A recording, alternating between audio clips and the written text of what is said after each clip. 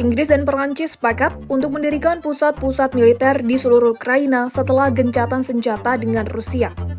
Perdana Menteri Inggris, Keir Starmer, mengatakan negaranya dan Perancis juga akan membangun fasilitas yang terlindungi untuk memproduksi senjata serta peralatan militer bagi Ukraina Selasa 6 Januari 2026.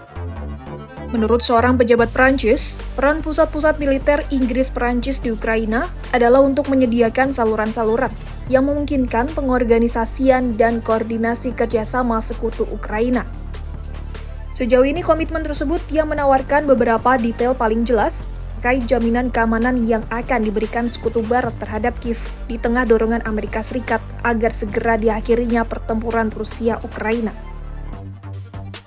Pada Selasa 6 Januari 2026, para pemimpin dan pejabat senior dari Eropa, AS, dan mitra lainnya bertemu di Paris untuk membahas dua isu utama dalam perundingan perdamaian. Dua isu utama yang dibahas yakni soal jaminan keamanan untuk Ukraina di masa depan dan paket ekonomi yang dipimpin AS untuk membantu Kiev pulih dari perang. Para pemimpin Eropa dan sekutu mereka di Kanada, Australia, dan negara lain juga berkomitmen untuk ambil bagian dalam pemantauan dan verifikasi gencatan senjata yang dipimpin AS itu. Mereka juga memberikan komitmen jangka panjang pada militer Ukraina dan janji yang mengikat secara hukum untuk mendukung Ukraina dalam menghadapi serangan Rusia di masa depan.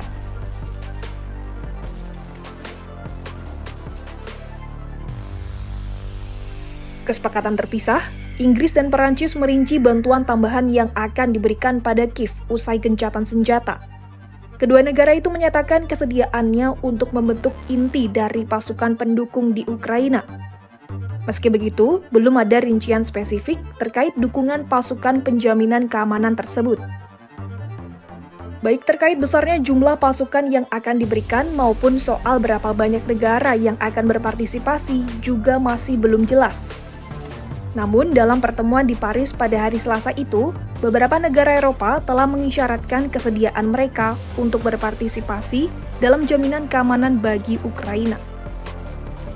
Sementara itu, para pejabat pemerintahan Presiden AS Donald Trump telah memperjelas bahwa peran Washington sebagai penjamin keamanan bergantung pada komitmen dukungan yang jelas dari sekutu Eropa Ukraina. Presiden Perancis, Emmanuel Macron, sebelumnya mengatakan bahwa dukungan dan partisipasi Amerika sangat penting bagi banyak negara. Para pejabat Eropa juga berharap Gedung Putih akan secara terbuka berkomitmen pada peran AS sebagai penjamin keamanan perbatasan dalam beberapa hari mendatang.